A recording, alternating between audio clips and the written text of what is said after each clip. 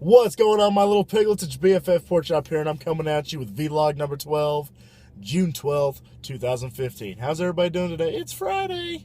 I like how on social media people post hashtag weekend, hashtag party up, and then there's people like me that work weekends, and I'm just like, you guys suck. But no, I'm just kidding. You guys are cool.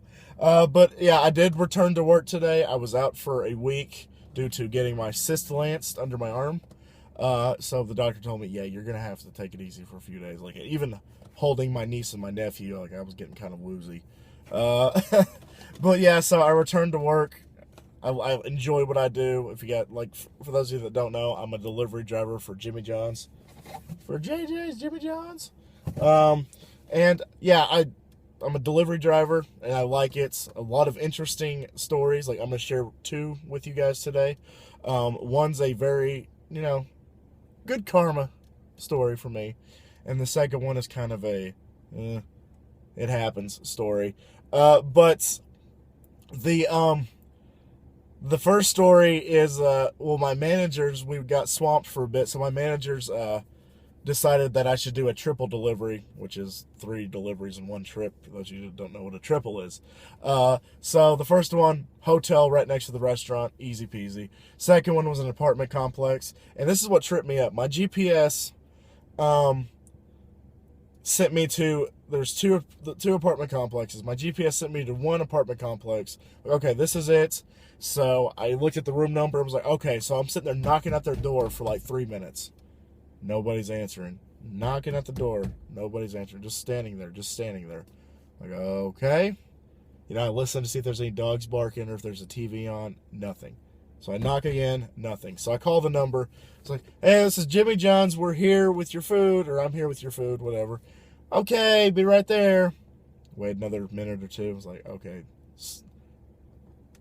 It's too quiet. This is taking too long. What's going on? So I did the GPS coordinates again in my phone, and it was like, hey, no, dumbass, next door. So my GPS trolled me and told me to go to the first apartment complex when I should have been to the one next door.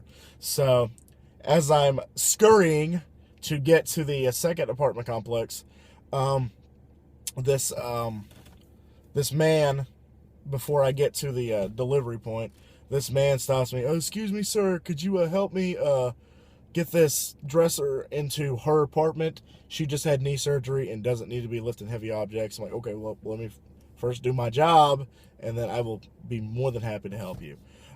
So what I did is I delivered the food. I apologized for my stupidness, and she, laughed and, said, it's okay. She left me a good tip. Thank you so much for that. So I helped the guy. It took about 2 minutes to get the dresser from the truck to the apartment. He said, thank you so much, I appreciate it. She shook my hand and said, thank you, have a blessed day. And yeah, so I was just like, okay, cool, awesome.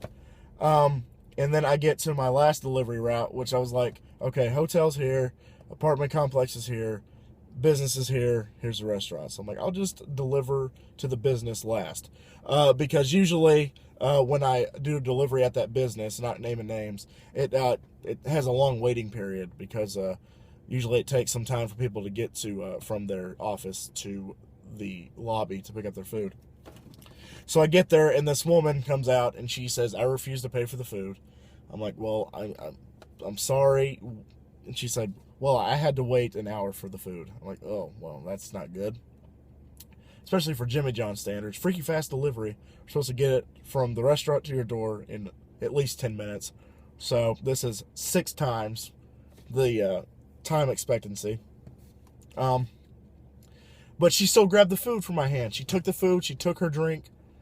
And I was like, if you're taking the food and taking the drink, I need you to sign this slip, because she paid with a credit card.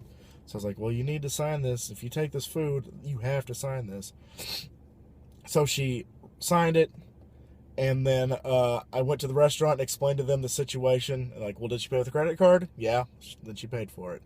I was like, they're the guys that run the show, so I just did what I was told, following orders like a good soldier.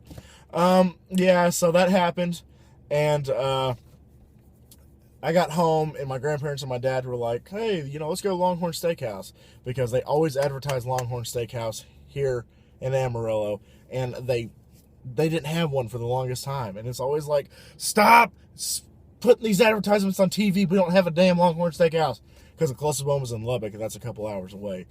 And so they just built one. It's been open for 2 weeks.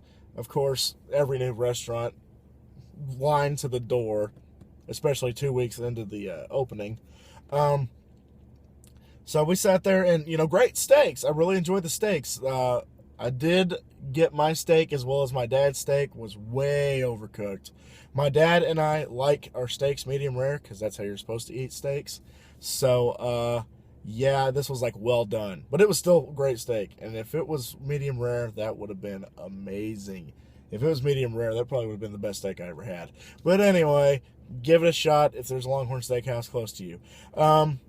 Lastly, the Skeleton Crew, just now discovering them because I'm a member of the groups on Facebook of the Freddy Krueger and Nightmare on Elm Street fan Facebook pages.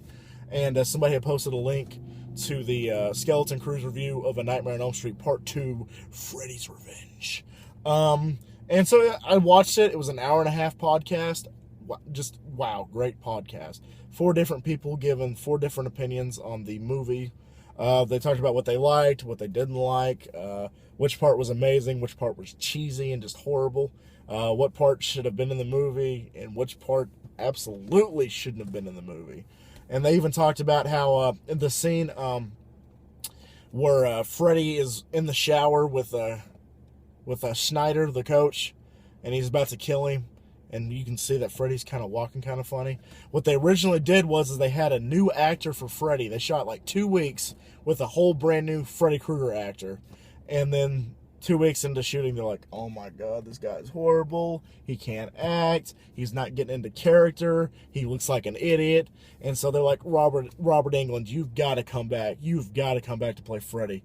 And the first time that they tried that, Robert Englund's like, well, if I'm coming back for the sequel, I want a little bit more money because I got bills to pay. And so they're like, okay, we'll meet your demands. Just come back. Just come back. We need you. So technically, Robert Englund should have been a one and done with Freddy. So glad he came back for the sequel. That may have started him coming back for every sequel from there on out. So yeah, great. Yeah, so great podcast. And when I get home, I'm going to watch the first one and probably play a little bit of Madden and then go to sleep and then go to work again tomorrow and do this day all over again. So guys, there you have it. Also didn't get a chance yesterday because I was rushed off again at Sonic right across the street. I'm here at Hastings. Probably going to get a movie or something. But rest in peace, Christopher Lee. The man was a badass amongst us humans. Just a badass. Knighted. Made a heavy metal Christmas album the last few years, which Craig and I listen to every single Christmas now. So awesome. He was in Lord of the Rings. He was in Star Wars. He was Count Dracula. So, I mean, badass. And just like last summer when we lost Robin Williams, we lose another iconic actor this summer. And it's very saddening. But, rest in peace, Christopher Lee. You earned it because you had such a great life. So, there you go, guys.